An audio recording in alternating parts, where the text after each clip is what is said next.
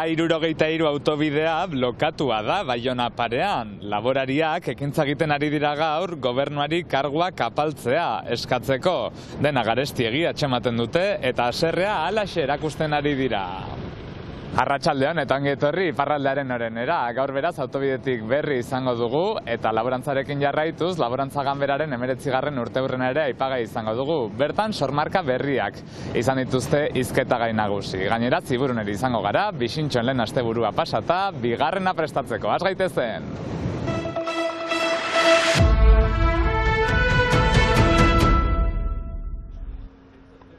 A63 autobidea junto blokatuan goizeko 6-etatik 2 norabideetan Baionan, ezoiko irudia aturri zeharkatzen duen zubi nagusian, laborarien blokatzea eta ondorioz zailtasuna handiak ibiltzeko astearte goizuntan Baiona inguruan eta oroar Lapurdin. Mais aujourd'hui, c'est même pas une demande qu'on a, c'est un ras-le-bol qui a un ras-le-bol parce que... Aski dela diote, zergak emendatzen gelditu gabe, arauak ere gero eta zorrotzagoak, zailtasun dorpeak, abereen eritasunengatik, jornalduinak izateko zailtasun gorriak, Frantziak, Europak, aldaketak egin behar dituzte laborantza salbatzeko. Ordean gure galdera simple da, guai gure kundiak arrunt gorrian dila, ukan ditugu problemak MHE gripa, behien gehienan den gripa hori ekin. Ukan dugu problema pak dirua ukaiteko, zenta guai pak hori ez da arrundek ez heldu da gure konturat. Normalez janik behar ginen unkitia, kasik dena unkitia ukan eta doidoia erretia doidoia ukan dugu. Eta maeloski gu giretik behitugu fakturak paatzeko. Ordean, argiaibatu gira pundu baterat, ezin dugu gehiago beha egoin, behar dugu atxurutuki laundeak eta sustut entzunak izan. A63 autobidea blokatua 2 norabideetan, bide nagusia arrunt blokatua astearte honetan goizeko 6-etatik, hemen laborariek ez dute baztertzen denbora luzean egotea, bertze protestak ere egitea, bertzen unbait. Gaua ene gustuko pastuko dugu, eta beste laborari batzuek nahi balin bat dute diten aldi da, guztian. FDSA eta JIA sindikaten arabera gaurkoa astapena bertzerik ez da, entzunak izan arte mobilizazioa ez dela apalduko, aldiuntan egiazko erantzunak nahi dituzte.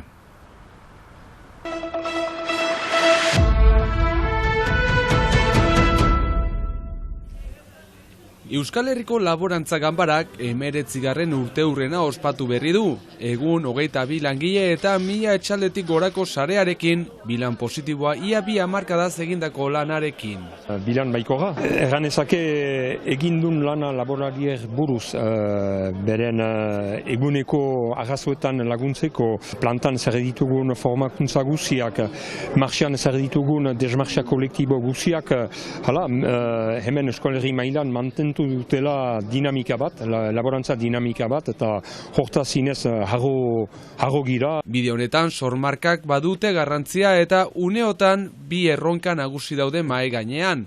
Aspaldian lanean diharduten itsasuko gerezia eta Hego Euskal Herriarekin batera Euskal Sagardoaren izendapena lortzeko aukera. 2023an jakin ginuen hegoaldeko eta euskadiko partaideek sortzekotan zirela Euskal Sagardoaren sormarka. Horrek gauzak ernatu ditu nolazbait eta hori esker lortu da biziki fite joaiten bada ere bidean sartzea eta hegoaldekoekin zerbait ere maitea. Eta horrek erran nahi du, eskat harrigarri balimada ere, ondoko hilabeteetan hain txegur sormarka bat izanen dela Sagardoaren zat eta iparaldea barne izanen dela. Harrigarria eta aurrekari gabea izan ere ez dira bat ere ohikoak mugaz gaindiko sormarkak. Edarien kasuan behintzat mugaz gaindiko Euskal Herriko lehen sormarka izango litzateke. Eta horrek ditu erronkak, baina batez ere irekitzen da bide oso interesgarri bat eta oso aberatsa. Bide aberatsa eta interesgarria, baina 2023a baino askoz lehenago hasi zena. 2016an aurkeztu zen lehen aldiz dokumentazio osoa Eusko Jaurlaritzaren bidez ministeritzan, eta prozesu honetan azkena izan da Frantziak aurkeztutako apelazioa eta ondoren elkarrekin osatutako bidea eta orain elkarrekin adostutako dokumentazioa, Europaren azken onarpenaren zain gabiltza. Baiezkoa jasoko balute ere bidea ez litzateke hor bukatuko, izan ere momentuz Euskal Herriko 6 herrialderi eragingo lioke honek, guztiak Nafarroa garaia izan ezik. Espero deguna da Bruselak baiezkoa eman ahal izatea eta behin Bruselaren baiezkoa dagoela Nafarroaren sartzea bideratzen hastea. Baina lehen pausoa hori da Bruselak onarpena eman ahal izatea behintzat. Itxasuko gereziari dagokionez, pitaka bideak aurrera jarraitzen du. Aurten onartua izan zaio txostena. Iduridu hastapena dela, naiz eta urteak izan gibelean, baina IENAok onartzen du bere galdea eta Zapata elkartea izanen da buru biztan da. Eta ez dakit, 4-6 urteren buruan, esperantza dugu, sormarka berri bat izaitea gereziaren inguruan. Laborariek ere geroa izan dezaten, beraiek lurra zaindu eta gu elikatzen jarraitzeko.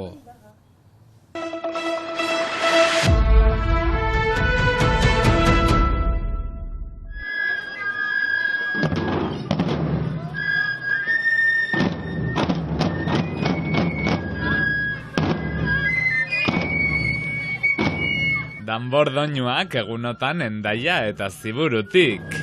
Bixintxoen lehen asteburua iragan da, eta bigarrenerako prestatzeko hementxe Ziburun harturiko irudietako batzuk. Aina txontxongilo erraldoia ikusi ahal izan dugu azkenean, Ziburutarren hilabetetako lanaren ondotik. Erdi gizaki eta erdi arrain, desfileko protagonista nagusia izan da. Gogoratu beharra dugu, Aina egun emaztendako izentzat badugu ere, kostaldeko herri honetan hala deitzen zitzaiela bertako itsasmutilei. Ainak ontzietan ibiltzen hasten zirenea. Eskoletako aurrek Marinela Danborradak eta Ziburuko estudiantinak hartu dute parte ibilaldi musikatuan. Euskal dantzak ere izan dira, noski, fandango, arin-arin eta kaxarranka ere bai, ikusleen gozamenerako.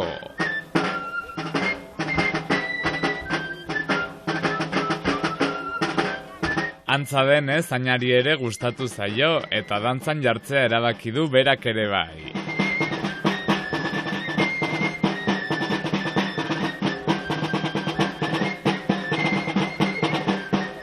Eta gauean ere animazioek ez dute etenik. Joan den asteburuan kontzertu eman zuen besteak beste Janus Lester taldea.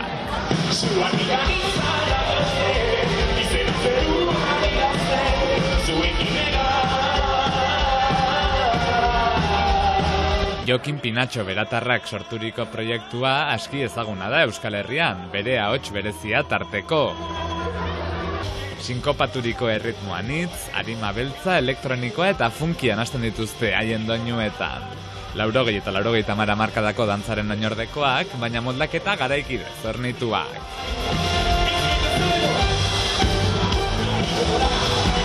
Ziburuko plaza dantzan jartzea alertu dute behintzat. Eszenatoki beraren gainean aipatzekoa da helduden asteburu honetan esne beltzak emango duela kontzertua. Guk kanta dantzagarri hauekin bukatuko dugu gaurko saioa. Bihar arte!